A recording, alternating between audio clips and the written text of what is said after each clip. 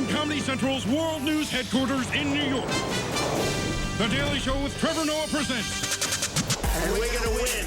We're going to keep winning. We're going to win so much you're going to beg me. So much winning. There's a new report tonight that President Trump may have lied his way onto Forbes magazine annual list of richest Americans back in the 1980s. Trump first made the list in 1982 with a reported net worth of $100 million, but the documents later proved he was only worth $5 million. He lied about how many apartments the Trump Organization owned, how much the units were worth, and that Trump, not his father, owned the apartments.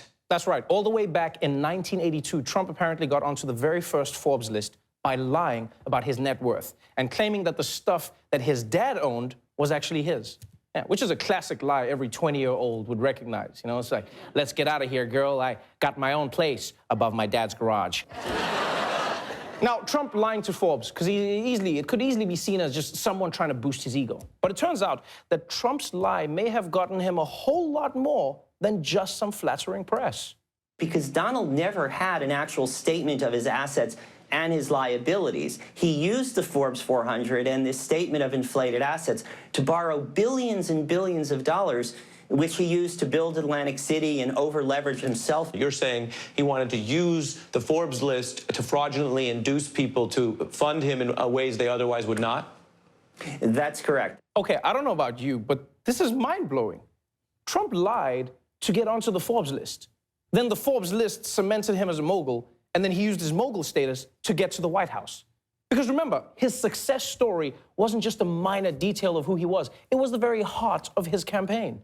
Forbes just came out and they said I'm worth $4.5 or $5 billion.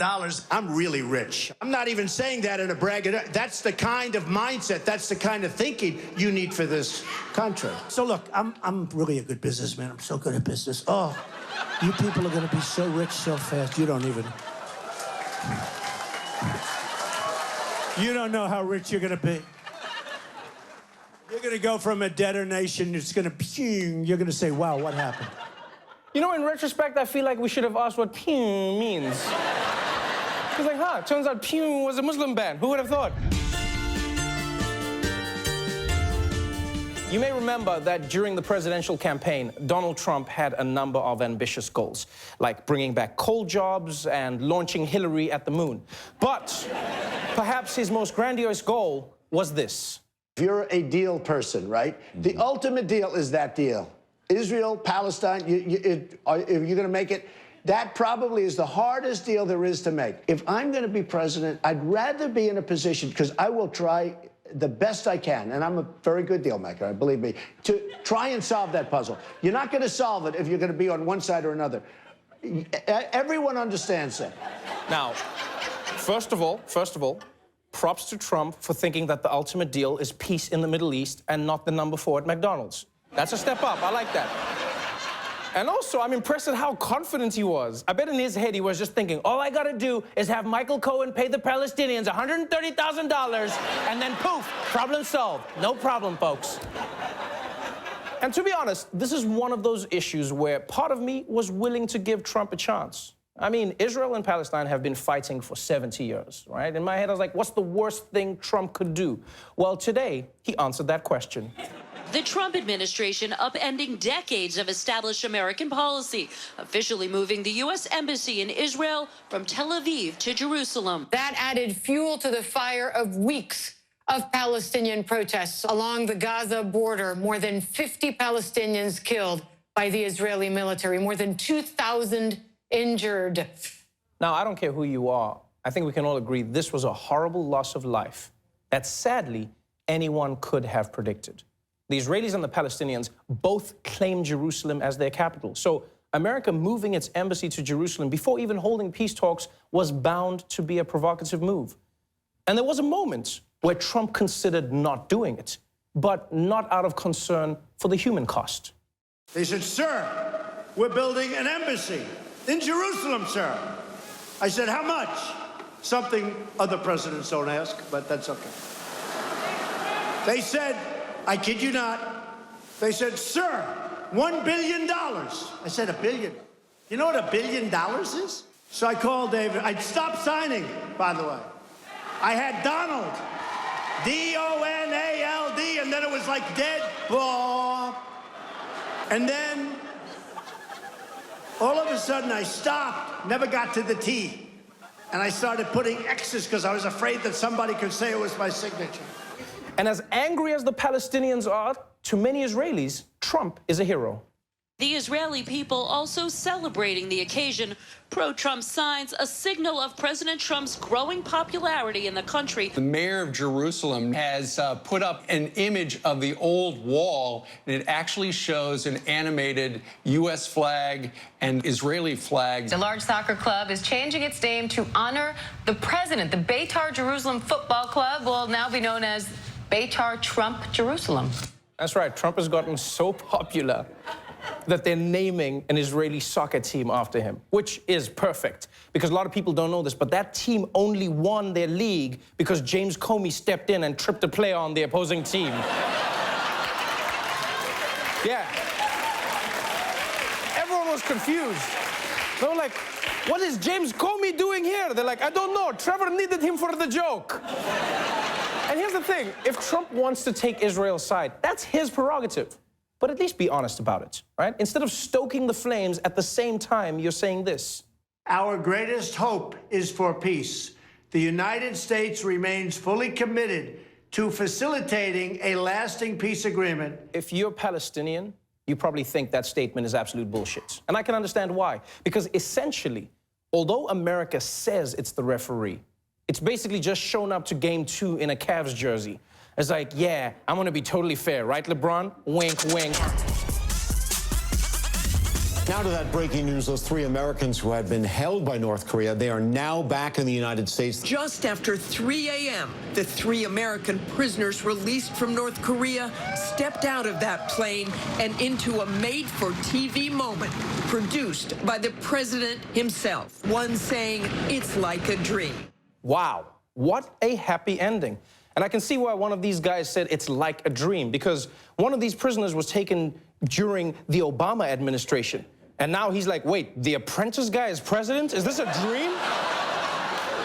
But still, let's not hate. Congratulations to President Trump for getting these men freed. Yeah, and I honestly mean it. I mean it. Their families will be happy to have them back. Their spy agencies will also be happy to have them back. And I think we can all agree that it's a great moment. And we can also agree that Donald Trump can make a really great moment very weird. I want to thank Kim Jong-un, who really was excellent to these 3 incredible people. It's very early in the morning. I think you probably broke the all-time in history television rating for 3 o'clock in the morning, that I would say. You know, only Trump could be thinking about TV ratings in the middle of a hostages coming home party. It's 3 a.m. Who cares about ratings? Like, does Donald Trump have a rivalry with the lady from the pasta boat infomercial? What are you doing? It's also strange that Trump said Kim Jong-un was excellent to the prisoners. Like, it's almost like they were the hostages, but Trump is the one with Stockholm syndrome. He was very nice, so nice, I love him. And I'm happy that these guys are home. You know, they went through a lot. Physical abuse, emotional abuse. They were forced to eat disgusting food in a cramped space where they couldn't move their arms and legs. And that was just their flight back on Spirit Airlines. Spirit Airlines, a North Korean labor camp in the sky. I'm hereby directing the Department of Defense and Pentagon to immediately begin the process necessary to establish a Space Force as the 6th branch of the armed forces. That's a big statement. We are going to have the Air Force, and we are going to have the Space Force. Separate but equal. There's no place like space. The Space Force. Space Force. I don't even know where to start, right? He just canceled military exercises on the Korean Peninsula because they were too expensive. Now he's literally blasting that money into space, the same guy. And on top of that, I don't know if you picked that up, but separate but equal? Yeah, why would he say that? It's almost like Trump is sneaking racist Easter eggs into his presidency now. He's like, and introducing the mascot for Space Force, Jim the Crow, everybody. Everybody give it up for Jim. The nation's media may be focused on kids in cages being ripped apart from their families at the border, but down here in Trump country, they only wanted to talk about one thing. Space Force. We need it. Space Force. Making space great again. I am so excited about Space Force. There was just one question. What is Space Force? Something we've been missing for a long time. You get to go to space. Space Force is a little bit of everything. It's like the cast of Modern Family. There you go. But isn't it fun to say it? Say Space Force. Space Force. It's the next generation. It's exciting, isn't it? What is it? It is what they refer to as cloud computer. So Space Force is iTunes. It's where all my music is. Yes, I agree. It's iTunes. What is Space Force? You know, space exploration and just finding out what's out there, I guess. But NASA does space exploration. NASA is only going to tell us what they want us to know. Whereas I think Trump will send his own stuff and we will find out the truth. Who would lead Space Force? Neil Armstrong. Okay. I mean, he's dead. We'd have to bring him back to life. It has to have a military background. Yeah. It has to have a military I think so, yeah. But the military has advised President Trump that we don't need a Space Force. Well, Trump's his own man. He knows more. And he's going to tell us the truth about what's out there. When you're in Trump's universe, everyone loves Space Force. Space Force! But why do we need Space Force? Terrorists could, through the use of drones, get into space and become a very dangerous hazard to our freedom. I'm sure that there will be war in space. Let's not forget 9/11, okay? I think that Space Force could help prevent the next 9/11. Which would be 9/12. 9/12, 9/13. Okay. I think ISIS could get to space. Space ISIS? Space ISIS. Right, Space ISIS. But do we really need a Space Force? Doesn't make a lot of sense, and we'd be wasting a lot of dollars, but at the same time, it's just gonna be cool. Let me just unpack what you just said. Right. We need to have a Space Force. It's gonna be a waste of money, but it's gonna be cool. Right. So we need to have it. You stand by that statement? Stand by that statement, 100%.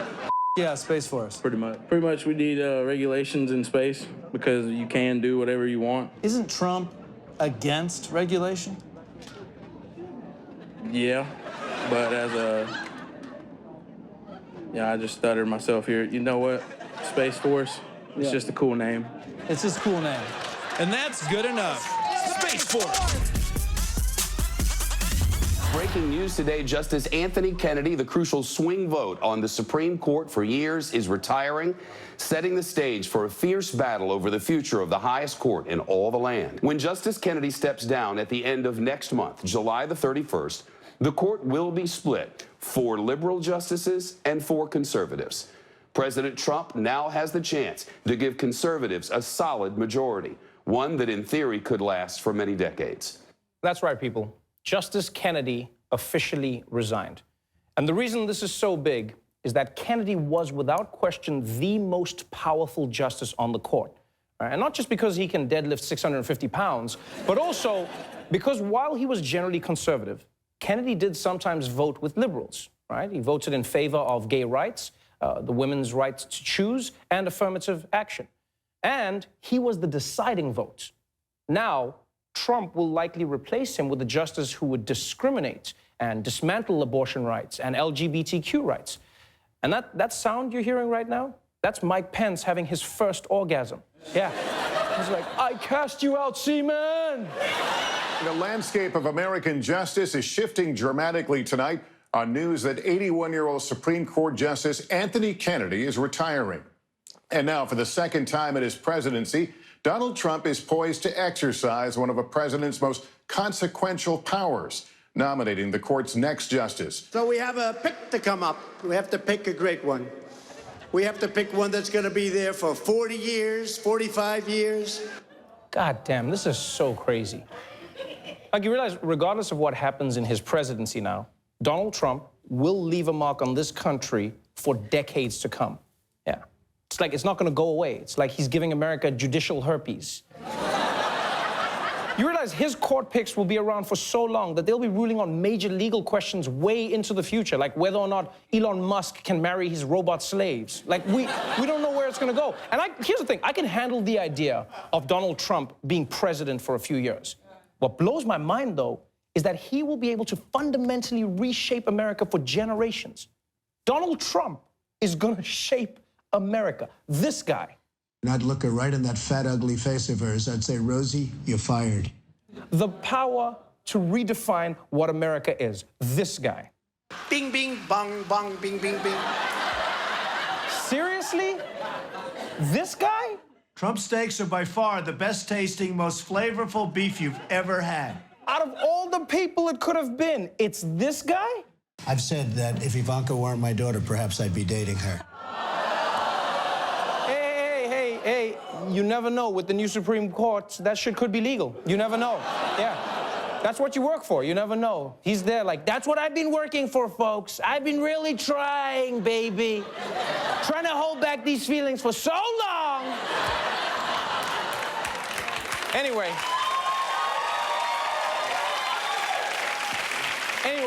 a Supreme Court judge stepping aside is never a small thing. But this one could have especially far-reaching consequences because while Anthony Kennedy was generally conservative, one of the notable things that he did was consistently protect Roe v. Wade, aka a woman's right to choose, which makes this the moment that the anti-abortion movement has been waiting for. A Kennedy departure could also put abortion rights in doubt. He has consistently supported the basic holding of Roe v. Wade. A Trump nominee would probably oppose it. Well, Roe v. Wade is really the Dred Scott decision of the 20th century. I think you're going to see that overturned. We have a chance to take down Roe v. Wade. This is a historic moment in the pro-life community today. That's right. After Justice Kennedy is replaced, there's a good chance that many states will make abortion illegal. And for many evangelicals, that has been the Holy Grail. Right? It's why many Christians have supported to continue Donald Trump, even though he sins so much that people cast him out of demons. Just like, be gone, Trump! Oh, thank you. I felt so gross. I mean, your own daughter? Oh, wow. Oh, and you might be really sad that women will be losing some of their fundamental rights, but the media is licking its lips. On Capitol Hill, the battle line's drawn. A huge battle in Washington over replacing Supreme Court Justice Anthony Kennedy. This will be a battle all summer, all fall. It will be one of the most contentious political battles in decades. Okay, I'm sorry, but like, what battle are we talking about here? I understand these guys are trying to drum up ratings, but it's not true. Republicans control the Senate, okay? The Democrats have no power and no way to stop them from confirming Trump's Supreme Court pick.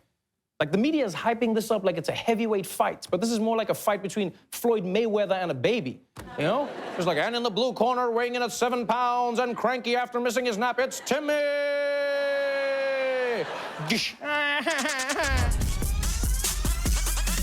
The two leaders seem to have an instant rapport the minute Kim Jong-un made history by becoming the first North Korean leader to step foot in the South.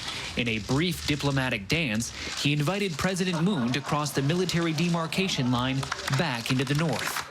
Now, it may look funny, but we just witnessed a giant moment in history. That's the first time those leaders have stepped foot in the other one's country. Like, you know there was a part of Kim Jong-un as well that just wanted to be like, now please, step into my country. Got him! I got him! Now, if the North Korea talks end up in Kim actually giving up his nukes, this would be one of the greatest peace deals we've ever seen brokered. Which is why, believe it or not, South Korea's president says that President Trump deserves the Nobel Peace Prize. Because he says this never would have happened if Trump hadn't played bad cop, you know, like really bad cop, like worst cop ever, like I'll let you borrow my gun for $5 cop. And Trump winning the Nobel Peace Prize, or any prize, is an idea that MAGA supporters really love. I remember, you know, it was very rough 3-4 months ago.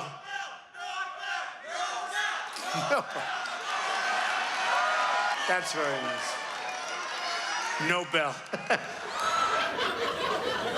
You know, that has to be the world's first Nobel Peace Prize chant. Like, that's how rowdy Trump's crowds are, though. They'll chant anything. They'll be at a funeral like, condolences, condolences, condolences, always in our hearts, always in our hearts. And now, look, I understand. Some people argue that Trump didn't actually do much. But South Korea's president, he doesn't care, all right? He's happy to share the glory. And Trump agrees with him, except for the share part. I had one of the fake news groups this morning. Now, they were saying, what do you think President Trump had to do with it? I'll tell you what. Like, how about everything? Yeah, I hope they have a Nobel Prize for humility, too, because this guy, he just killed the game.